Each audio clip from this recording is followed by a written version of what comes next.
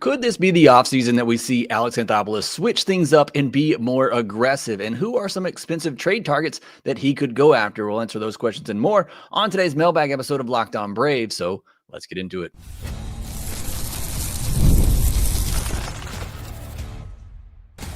You are Locked On Braves, your daily Atlanta Braves podcast, part of the Locked On Podcast Network, your team every day. Hey, and welcome back to Locked On Braves, part of Locked On Sports Atlanta, where we cover your favorite Atlanta sports teams each and every day. I am your host, Jake Mastroianni. You can follow me on social media at Shortstop Ball. Check out the podcast there at LockedOn_Braves on X, where you can submit your questions to be answered on our weekly mailbag episode like today. You can follow us everywhere else on social media at Locked On Braves. And on YouTube, if you're there, please do me a favor, hit that subscribe button, hit that thumbs up button, and leave us a comment down below. Thank you so much for all your support there at Locked On Braves. And on the audio side, too, you can help out. Just leave a 5-star review on Apple, Spotify, wherever you get your podcast. Locked On Braves available wherever you get your podcasts, as we're part of the Locked On Podcast Network, the #1 sports podcast network. It is our weekly mailbag episode, so thank you so much for making it through another week with me. Thanks so much for all the questions that were submitted. We got over 20 questions that we'll get to here from the post on X that I sent out Friday morning. So we'll try to answer all those on today's episode. As usual, a wide range of questions that we'll get to today. A lot of them having to do with some high impact trades, AA's strategy for the offseason. Does he need to switch things up? So answer all those questions on today's episode, which is brought to you by GameTime. Download the GameTime app, create an account, and use code LOCKEDONMLB for $20 off of your first purchase. And our first question today comes from Eddie Zipper, who says, I'll be running 5 miles Saturday morning and listening to the Locked On Braves to get me through it. Speculate like wild to take my mind off of the pain. Who is on the opening day lineup and is in the rotation by day one? Thank you, Jake. Well, Eddie, keep pushing through there. Ran a couple of 5Ks and a half marathon myself, so I know the pain that you're going through. I would just keep on pushing. I think for me, if I predict the lineup, I'm going to say it's Acuna, Profar, Olsen, Riley, Baldwin is your top 5. And I'm going to say it's Ozzie, Murphy, Michael, and Kim. I really think if I'm predicting right now what you're asking me to do, Eddie, I think I don't expect a huge move to come the rest of the way. And I think if there is another move to be made offensively on the position player side, I think it is just signing Ha-Seong Kim, which would be okay with me, because it pushes Dubon into a role that I feel like he is better suited for on the bench. Here's the other thing with this, too, is we just don't know exactly Murphy's health status, but assuming that he's healthy and ready to go, I put him in the DH spot. So that'd be my opening day lineup. And then my opening day starter is going to be Chris Sale. So that's your opening day lineup. You did say rotation. Okay, so I'll give you that. So my opening day rotation is right now, if I'm projecting, Chris Sale, Spencer Schwellenbach, Spencer Strider, Chris Bassett, and Bryce Elder. That's my starting rotation to begin the year, with Waldrop obviously, getting optioned down. There is a world in which you put Waldrop in the rotation, put Bryce Elder in the bullpen. But again, just predicting right now, I think because of the options that Waldrop has and the way that Elder finished the season too. Let's not forget that if he were to come into spring training and look just as good, unless they wanted to go with a 6-man rotation, I think Elder gets the nod because he's out of options, and you save Waldrop for the depth that you're going to need at some point. So Sell, Schwellenbach, Strider, Bassett, and Elder would be my opening day rotation, with Kim the only other addition I could see there, or I predict the rest of the way for the lineup. But good luck, Eddie. Keep on pushing through. Hope the race goes well for you. AAWX, who's also in here live, who said he just got a question submitted in here at the last minute, says, I'm late on this one, but I got a last-minute question. Thoughts on an Evan Carter trade, and would the Rangers even consider it? I don't think so. You would be buying low on a former top prospect. Also, those back injuries that he's dealing with, they're chronic. And so it wouldn't necessarily feel like the Jared Kelenic thing, because you're obviously not, in that situation, they would have to tie Evan Carter to a bigger contract, and you're basically just buying the prospect who's a bit down right now. I don't think Evan Carter's to that point. I think when healthy, he's still very productive. I just don't think the Rangers are going to give up on a young guy that's not costing them anything right now. reports are true. The Rangers are just looking to move money. So like I said, it would have to be a trade where you're taking on a bad contract and Evan Carter's part of the deal to sweeten it for the Braves to take on that money. And I just don't see them doing that with Evan Carter. So I don't think that's realistic. Dr. MJF says, who do you think the Braves will get for a starting pitcher? Is Adrian Hauser a possibility? He is. I put Hauser in that same conversation as I do with, Zach Eflin, Andrew Heaney, Jose Quintana, that group of, if you just wanted to add some depth and give you some guys that could possibly give you some quality innings, then that's a starter you could go after. And which I think is okay. It obviously wouldn't excite anybody, but I think it's okay if that's the route that they want to go. I would like for them to shoot a little bit higher than that. And I think Chris Bassett is a shot higher than that, but Hauser is definitely a possibility. Dustin Mounts asks, now that Dylan Lee is the only arbitration eligible without a deal in place and Iggy signed back, how much CBT payroll do the Braves have until they reach the third tier of the luxury tax left? And with that amount minus $15 million saved for the deadline, who would you target? So this is the way that things are shaping up this offseason or this upcoming season, whatever you want to say, for the Atlanta Braves. I don't know that I focus too much on the luxury tax threshold because AA has said in the past that he works off of the team payroll. And the team payroll, unfortunately, now is higher than the luxury tax threshold for the Atlanta Braves. Looking at FanGraphs right now, the estimated team payroll is around $220 million, and the estimated luxury tax payroll is around $211 million. That's because you're seeing guys like Spencer Strider getting a big boost in their yearly earnings while their AAV is now lower than what they're getting paid this year. Same for guys like Michael Harris and others, some of these guys that they locked up to deals early on that are now making more money than what their AAV is. So you're seeing the luxury tax payroll actually be down and the team payroll be up. Again, we don't know. It's all just speculation on what the limits are for the team payroll. The highest we've ever seen them go is $240 million, which if that is the case, then there's only about $10 million left to spend this offseason. Now, I'm hoping it's going to be much higher than that. You asked about the third tier of the luxury tax threshold. That would be $284 million. So if that's the case, and we're working more towards the luxury tax threshold instead of the team payroll, then you're talking about 50, 60 million that you have to spend, which gives you plenty of money to go out and buy a contract, which we're going to have some other questions about that on today's episode about, buying other players of teams that are looking to move money like the Brewers and others. That would give you the flexibility to do that. So it's just a very interesting situation with where the Braves are. We've been so focused on the luxury tax threshold for the last several years because these players have been making less on a yearly basis than what their AAV was. And now that's flipped. And now they're making more than what their AAV is. So the luxury tax threshold is actually lower than the overall team payroll. And we don't know how the Braves are going to try to navigate that because we haven't seen that situation come up before. SC Braves Talk says, how does buying down in the MLB draft work? If you offer a higher draft pick, more money to be taken later, does that prospect just turn down a contract from whatever team drafted them earlier? I've never paid much attention to the draft, so I don't know much about it.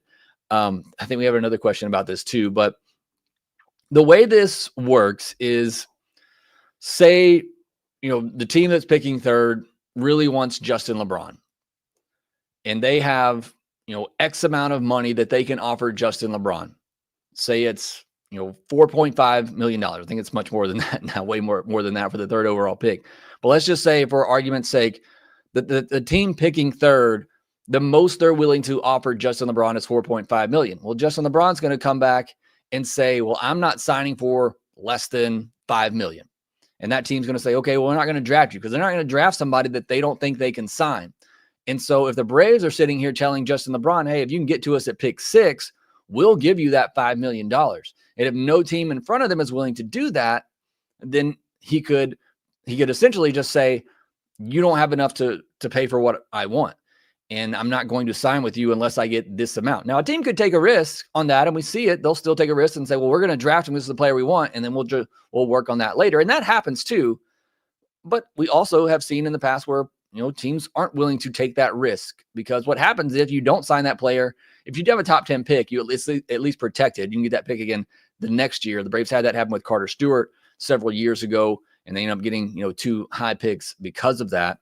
But it is very risky for that team to sign somebody and you don't have at least close to an agreed amount in place. And that's where you could see teams who are picking a little bit lower that have more draft pool money say, hey, we're willing to meet that demand if you make it down to us. And so the player ahead of them can say, well, I'm not going to sign for less than this, because they wouldn't say this most likely, but the team picking 6 said they can give me this much if I get to them. And so that's kind of how all that works. It is very confusing. It's all behind, the scenes, obviously, but that's how, buying down draft picks works. I got a lot more questions to get to on today's episode of Locked On Braves. We'll go back into your great questions here next. The World Cup is coming back to North America for the first time since 1994. And with 48 teams for the first time ever, it's going to be massive. But let's be honest, getting tickets is usually the hardest part. That's why the GameTime app is coming in clutch for you for the World Cup, finally giving fans a real advantage when it comes to snagging seats. With GameTime, you can track price drops in real time, get alerts when great seats open, and buy tickets the moment they hit the app. It puts the power back in your hands and makes going to the World Cup realistic instead of impossible. And not just for World Cup action, it's not even just for sports. You're looking to go to an event, a concert, they have great deals on those as well. And when baseball season starts back up, you'll be looking to the GameTime app to get some Braves tickets. Go support this team in 2026, hoping for much better things. I use them whenever I'm going to a Braves game. I've used them this offseason to go to a college football game. It is very simple to use. So take the guesswork out of buying World Cup tickets and every match, concert, or event with GameTime. Download the GameTime app, create an account, and use code LOCKEDONMLB for $20 off of your first purchase. Terms apply. Again, download the app, make an account, and use code LOCKEDONMLB for $20 off. Just swipe, tap, ticket, go. GameTime.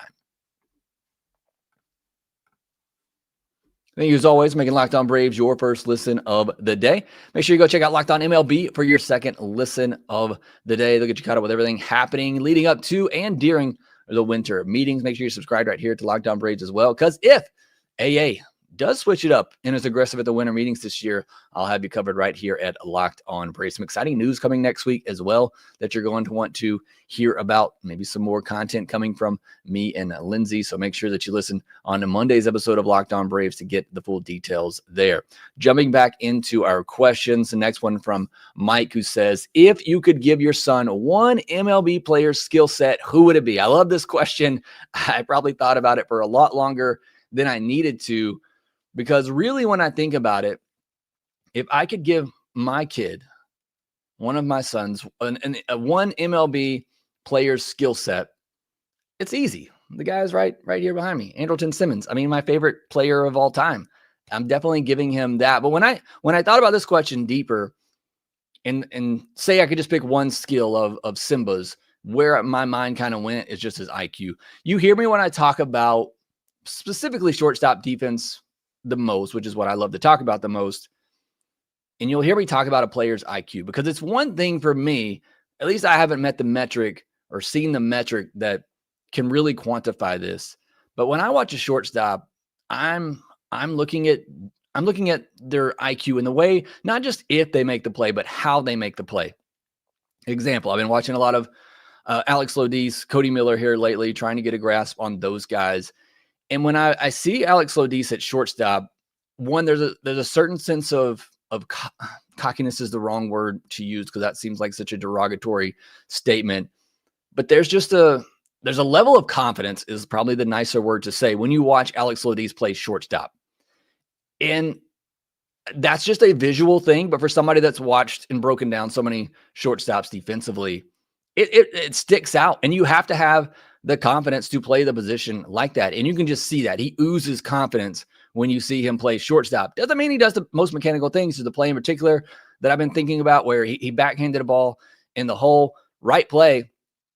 Did not love the mechanics on it. He made the play, but it was a situation where there's a runner on first. And so before that play is made, he has to know, is this runner at first fast? Do I have time to get him at second if the ball's hit to my right? And you could just see with the way the play developed, he knew immediately this play's at first, and he trusted his arm, and it looks like he has a really good arm. It's stuff like that. It's high IQ type of plays. I know I'm going much deeper on this than I probably needed to, but when I think about the one skill set that I could give my son, it is Andrelton Simmons' high baseball IQ. He just always knew what place to be in and where the play was going to be. And that comes from just a dedication to the sport, watching, consuming as much baseball as possible, playing as much baseball as possible to pick that up. So if I could give that to my son, that means he's going to love baseball and he's going to want to play it all the time. He's going to want to watch it all the time. And that's cool for me. But that probably is the best skill set that I think you can get from any player is just their level of IQ. Dansby's like that as well. Talk about it. Dansby doesn't have near the skill set that Andrelton Simmons had. He doesn't have that range. He doesn't have that arm, but Dansby's IQ is off the chart. And that's what I look for probably the most whenever I'm evaluating shortstops defensively is where's that confidence? Where's that IQ? Do you know where the play is going to be? Are you thinking about that before the play even happens? So sorry, I spent a lot of time talking about that, but that stuff gets me fired up. So thanks, Mike, for that question. PJ's Brave says, how would you describe AA's general philosophy as a GM? Where do you think he needs to change and why? So this is the title question of the episode today, because this is something that I've really started to come around on, and that AA did a fantastic job of building this core, and he should be applauded for that. He won a World Series. He deserves a lot of credit for where this franchise has been and the success that they've had. But as I look back on it, and as I potentially look back on it 5 years from now, I think one of my biggest gripes is going to be after he built the core, after he won the World Series, he remained complacent and he never took any risk. And I think at some point, and this is what I've been screaming for a few years now, but especially this offseason, because if not this offseason, then when? At some point, I feel like A is going to have to take a risk. You're going to have to sign a free agent that maybe you don't feel all that comfortable with because of the risk of it falling apart. Not because you don't think the player is good, but just you're scared that it's going to fall apart and it's going to hurt you in the end. You're going to have to make a trade where you give up some prospects that you really wanted to keep. Look, he's made some big trades. Murphy, Olsen, those are big trades, but players in that, William Contreras, Shea Langoliers, notwithstanding, but neither of those are prospects that really hurt you. Obviously, we can debate about the William Contreras move and if whether or not that was the right deal or not. You'd rather have him over what Sean Murphy's giving you, but he's never really, in my opinion, made that trade that just really hurt when you made it. Even the William Contreras or Sean Murphy trade, even at that time, it felt like it was a net neutral type of move. He's never made that trade that would just, that hurt. That guy that we're giving up, that really hurt. And so I think for me, for AA, and his general philosophy as a GM has been, don't take too much of a risk. And I think at some point that has to change. You've got to take some sort of risk. Look, this team feels stale. Whatever you want to say about the results the past 2 years, and even before that, even with the good seasons, the results in the postseason, since 2021, in the postseason, obviously the next 2 years and then the next 2 years just altogether, this team feels kind of stale. And I feel like at some point you need to take a risk to just put some jolt back into this clubhouse, into this team, where it feels like they're going in the wrong direction. And I feel like this is the offseason that needs to happen, should happen, and hopefully does happen. So that would be the one thing for me with Alex Anthopoulos is just at what point, or is there a point where you go out and take that risk and you make that risky move? Manleo says, how likely is A going for Amai? Listening to Lindsay, it looked very reasonable to me. Yeah, I talked about Amai last week, I believe, or the week before.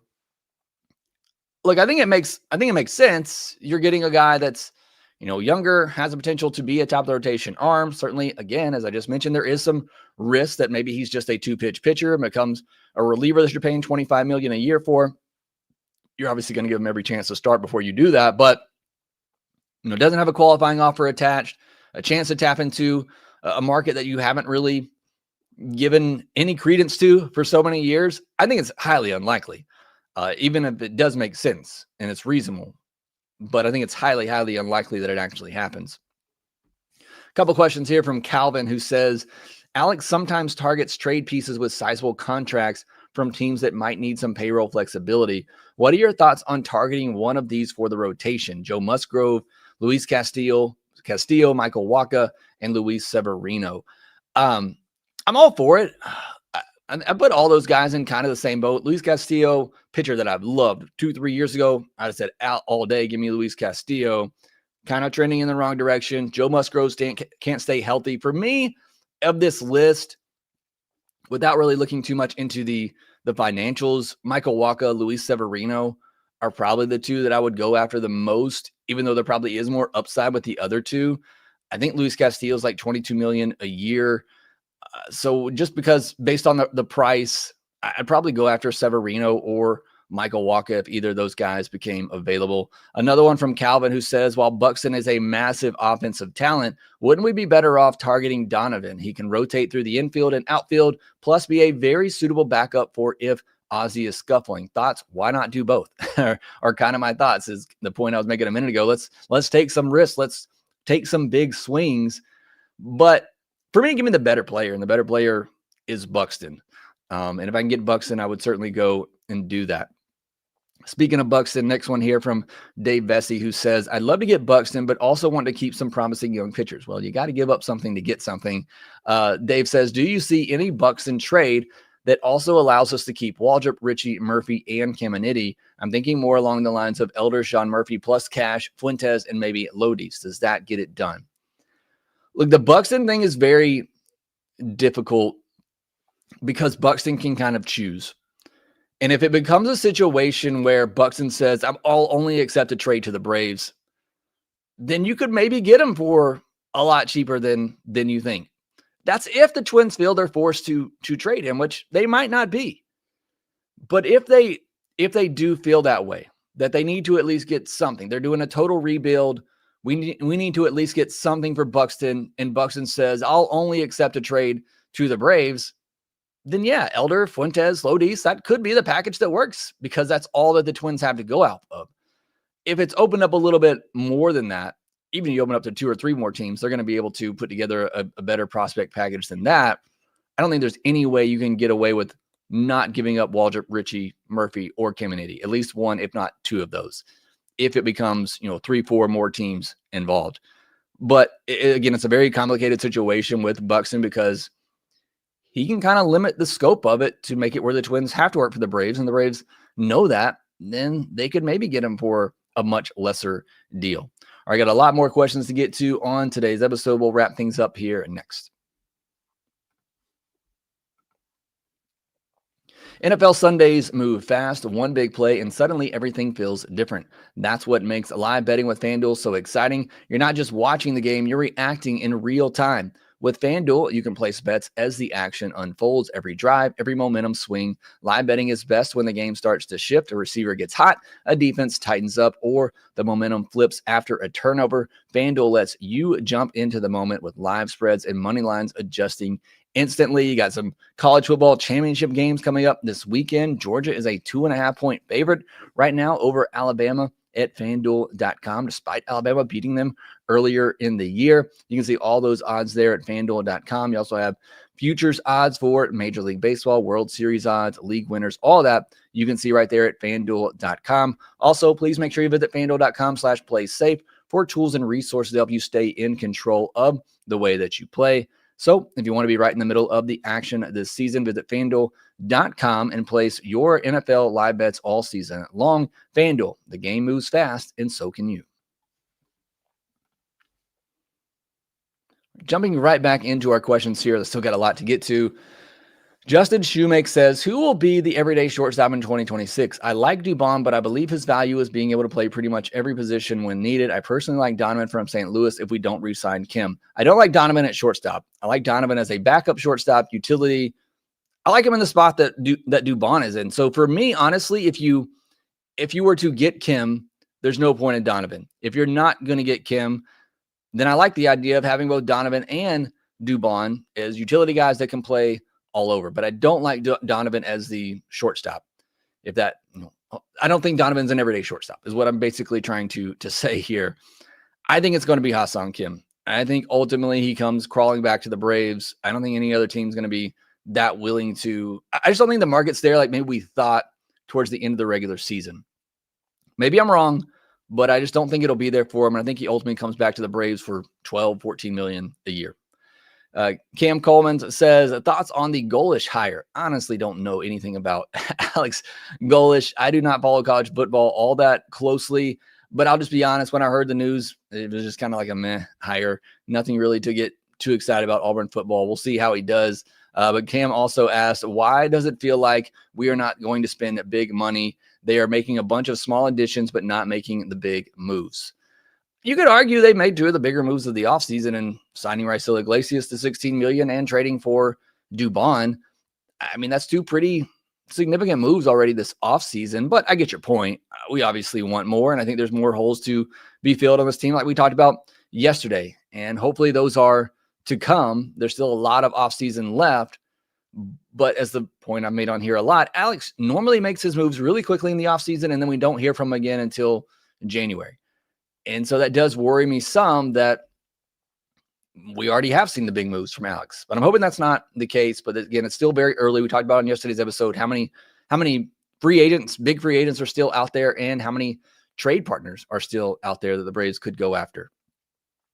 Next question from Kathy G says, will you explain how the draft works in terms of teams and players negotiating ahead of time? How much control do the players have over where they sign? I get the slot money part, but my simple brain wants it to work like choosing teams in PE class, but I know that's not how it works. So hopefully, Kathy, I explained this a little bit earlier with the other question and how players can control it to some degree. They can say, I'm only going to sign for X amount. Team says, well, we can only give you this much. And then the team has to decide, okay, are we going to draft that player and hope that we can get them to come down to a deal, or do we need to move on to a guy that we feel more comfortable that we can sign? And that's where the player gets a little bit of control as to where they go in the draft. Bad News Bar says, you get Buxton, but you give up Caminiti, Torrens, and Waldrop, with Waldrop hurting shortstop depth for 26 and beyond. Or you get O'Hearn, right-handed complement piece, while holding on to Waldrop and using one of the top few starting pitcher prospects for a pin piece or starter. Choose one. That package hurts. I said earlier, give me the better player when it comes to Buxton and Donovan. I think was a choice I had to decide between earlier. But if I'm having to give up my three highest prospects in Caminiti, Torrens, and Waldrop, the prospects that I think they have the most upside in the system, I don't think I'd do that for Byron Buxton. I think that's too high of a price to pay. So if that's the price for Buxton, then I probably do pivot and go with, a couple of bench bats and then try to use the shortstop or use the starting pitching prospect capital to go get a starter or a pin piece. Chris Birdsall says, sign Bassett, trade for Buxton, sign Fairbanks, find another shortstop somehow. Do the Braves have the money and prospects to make this happen? How would you rate that offseason for the Braves? That to me would be an A+ offseason. Let's say you get Bassett, you trade for Buxton, you sign Fairbanks, and you get Ha-Seong Kim. That's an A+ offseason. In my opinion, you're getting the big bat, you're getting the shortstop, you're getting depth in the rotation, and you're getting a setup potential closer guy for the bullpen. That's an A++, especially with what you've already done in Iglesias and filling out your depth on the bench with Dubon. That is an A++ offseason. Do they have the money and prospects to make it happen? Yeah, because really the only prospects you're having to give up are for Buxton, and that obviously just depends on what the price is. We've talked about that. The others are just money. And I think the Braves have money to do it. It's just, are they willing to? So yeah, I think it can absolutely happen, and hopefully it does happen. Adam says, what would a trade package for Yelich look like? How would he would be more expensive than Buxton, but I don't think we would have to give up our best prospects to get him. And I've always liked his bat since his Miami days. Here's the difficulty with dealing with the Brewers is that they still want to win. So it's not necessarily a prospect for prospect trade now, or a prospect for a player trade. I think if you did, let's say J.R. Ritchie and then maybe a B-level prospect, I think that could work. Yelich is owed $26 million over the next 3 years. That's a pretty good chunk. I might have to get Milwaukee to throw in $8 to $10 million on that. But I think even if you did that, I think if you offered J.R. Ritchie, a guy that's knocking on the door that could help them win, this year, I think that could potentially work for Christian Yelich. Calvin Finner says, if you could only make one big trade, which are you doing? Waldrop, Caminiti, Torrens, and Lodies for Buxton. That's way too much. That's the second person that said Waldrop, Caminiti, and Torrens. I think that's way too much. Or Waldrop, Ritchie, and Lara for Gill for Skubal. I think both those packages are pretty high. I think the one for Buxton is actually higher. And perhaps you're doing that because Buxton has years of control, whereas Skubal's a rental. But Skubal's the best pitcher in baseball. If those are the two deals, I'm doing the one for Skubal because I'm getting the best pitcher in baseball. I think if you were to reverse those, and the price for Skubal was Waldrop, Caminiti, Torrington, Lodis, which I think is probably more in line with what it would be for Skubal, and the price for Buxton was Waldrop, Richie, Lara, and Gill, I probably do the deal for Buxton because I think that's a lesser package and I'm getting more years of control for Buxton. So there's me riding the fence on that question. Man Leo says, how does it work with split or major league deals when you want to send them down to the minors after being called up, DFA or outright through waivers, or can you send them down because of their contract type? Somebody correct me if I'm wrong here. I did some research on this trying to get the answer to it. I believe on a split contract deal, they're on the 40-man roster, but when you can move them back and forth without any penalty, without having to DFA them or send them through waivers, even though they're out of options. I believe that is how a split contract works. Somebody correct me down in the comment section if you know. Like I said, I tried to find the exact answer on this, but I believe for a split contract, it's just when you're in the minors, you get paid a certain amount. When you're in the majors, you get paid obviously more. But I think for that year that you've signed that deal, you basically just get free reign to move them back and forth as long as you don't take them off the 40-man. You take them off the 40-man, and obviously you're DFAing them at that point, and then you could lose them through waivers. Coleman Snell says, what do you think the Braves should do at shortstop? I only want to pursue Bichette if they plan to keep him there. Also, do you think a trade for Perdomo is realistic or possible? What are your thoughts on him at shortstop? I don't think a trade for Perdomo is possible. I think he's got a very team-friendly deal there for the Diamondbacks. And when I talk to some Diamondbacks people, they love him, and he's part of their future. So I don't think Perdomo is a possibility. I don't mind signing Bichette. I don't think it's going to happen. I don't mind signing Bichette with the thoughts that he won't be your future shortstop. Now, if I'm signing him this offseason, he is my shortstop. I'm putting him there. But I also don't mind signing him with the thought that if he has to move to second or if you have to use him as a DH, you're signing him for the bat. So again, I don't think it's going to happen, but I also don't share that same mindset where if I'm signing Bichette, he has to be my shortstop. I think you can move him off of that. I do think he has to be your shortstop this year. Ultimately, I think at shortstop, I think Ha-Seong Kim. If I had to predict right now, Kim will be the opening day shortstop. The Dude Abides says, how realistic do you think AA is willing to deal with Scott Boras to re-sign Kim, and how many years are you willing to sign him up for? Look, Boras is going to take the best deal that his client gets. His client should get some say in it, obviously, but I think 2 years, $24 million, 2 years, $28 million is probably what I'd be willing to offer Ha-Seong Kim. Getting Dubon, I think, gives you good stance in negotiation that if this price gets ridiculous, we'll be fine rolling the dice with Dubon. Whether you agree with that or not, I would not be willing at this point, whereas I said coming into the offseason, 18, 20 was maybe as high as I would go. With the addition of Dubon, I've come down on that thinking to where 14, maybe 16 is the highest that I would go for Ha-Seong Kim. But even that at this point feels like kind of a stretch. So that's what I'd be willing to do. And I think if that were a deal that Scott Boras and Ha-Seong Kim were okay with, AA would work with Scott Boras to get that done. Absolutely. Thanks so much for the question. That was the last one on that I got on social media. Thanks for everybody joining me here live on today's episode as well. Video, PJs, Mass, some of you over in Lindsay's live podcast earlier, listening to some of your content, listening to Lindsay, reading some of your contents. Matt Karcher back in here as well. Thanks so much for joining me here live. Appreciate all the comments. Appreciate all the questions as always. Again, hopefully we'll get some breaking news over the weekend so we can get a bonus episode or two in here. But if not, we'll be back next week getting you prepped for the winter meetings and everything happening. Expecting some big news to be falling out next week at those winter meetings. This is some report right here from Ken Rosenthal, who said the Twins plan to keep their stars, Joe Ryan, Byron Buxton, and Pablo Lopez. So interesting report there, as we've talked a lot about Byron Buxton and Joe Ryan and Pablo Lopez, and now the Twins are saying they plan to keep those guys. So that might take some of the intrigue out of the winter meetings, at least for the Twins. So there's your last bit of news for the day. All right, have a great weekend. Again, thank you so much. Hit that subscribe button if you haven't already. Hit that thumbs up button. Leave me a comment down below. Make sure that you rate, review, and subscribe to the Locked On Braves podcast wherever you get your podcast, and we will talk to you next.